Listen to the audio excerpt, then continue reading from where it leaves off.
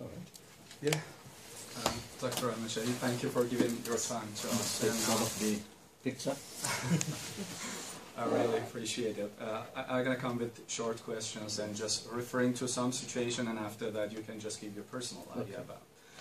South Azerbaijani civil rights inside Iran were labeling by wrong things like they're spying the land to Turkey and Azerbaijan. And if these civil activists come out of Iran, they refer just spying the land to Israel and the United States. You experience the same from Iranian government. Do you think that Iran's government can run away facing the challenge of human rights in this way? Well, if you look at what happens in Iran, there are very serious allegations of rights violations by using what I call overly broad, if you like, use of what I call permitted limitations on rights. So for national security, there are certain limits you can impose, but they must be legitimate, they must be proportional, they must be defined in law. But the actual fact, what happens in Iran is that they use it very, very widely. So it is common, in my experience, to come across allegations that people who have been legitimately exercising their rights, such as cultural activists, such as religious activists, or others would face national security charges. So the idea you can use national security charges as cover to suppress legitimate rights is a concern. And at the end of the day, I think the human rights focus on countries is expanding. So I think all countries must explain themselves properly. Iran did so, in a sense, to the UPR, where it had to face all of these criticisms, it had to explain itself. And there are annual discussions on Iran, where Iran must explain why it is doing things the way they are doing. Iran is party to the two main covenants on human rights. And under these covenants, there are legitimate rights that are guaranteed to ethnic minorities. And my second question is about, as you know, just civil rights working long time with the case inside Iran. I'm focusing on South Azerbaijani Turks as much as the other minorities as well. And after a long period, they want to change idea to think about self-governing and sometimes self-determination from Iran. They really want this situation. How you can put these two concepts inside the human rights? Which two concepts are you self-determination and self-governing by minorities from...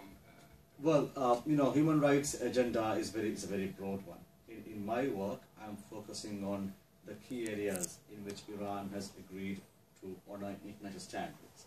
And I'm basing my work primarily on the Universal Periodic Review commitments I undertook 4 years ago. So, freedoms are defined very broadly. There is debate about the place of democracy, but certainly if you don't have democracy, we wouldn't have respect for human rights. Same with some of the other collective rights as well. If you look at the standards, yes, self-determination is a principle of human rights. Every person has to have the right to determine his or her destiny freely. But you can confuse human rights agenda with other agendas as well. So what happens here is that I am trying to see how people in Iran within their own groups can have their freedoms within the current constitution. So if you look at the current constitution, Iran has a number of different groups there, and it recognizes every group as having legitimate rights as equal citizens. So I'm approaching this from the perspective of equality of all groups and of equal citizenship. I don't want to get into the area of self-determination and other demands being made by various groups because it can become a very contested issue. How is it actually hard to work with the human rights case in Iran? Well, the difficulty is lack of proper cooperation from Iran. If the government of Iran were to cooperate with me by inviting me to the country and letting me speak to people who want to speak to me, it will be a very big help. If at the same time, if people in the country were allowed to speak freely, express their concerns in terms of not being penalized for communicating with me or with other UN human rights mechanisms, that would also be, I think, a very, very good start. And in the absence of cooperation, and when there are strong attacks on human rights defenders, it's very difficult to monitor and work on human rights progress. And what can the human rights activists do? In the country?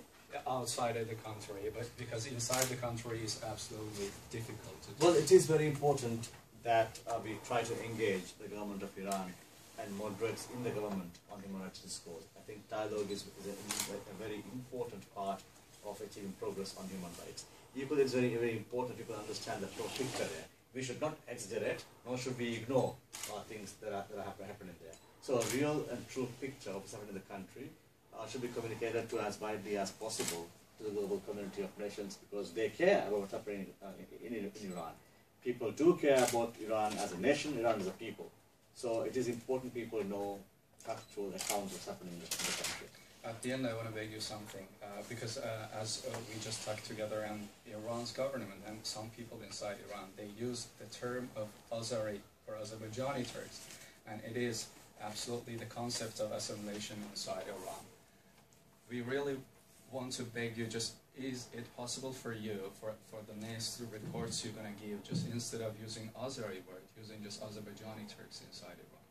Well, this is a difficult problem for me, because in many terms I use my report, government of Iran contests the term I use, and sort of many other groups. So the best way for me would be to look at if there are settled UN phraseology, to use those phrases. So I am looking at settled UN descriptions to describe various communities.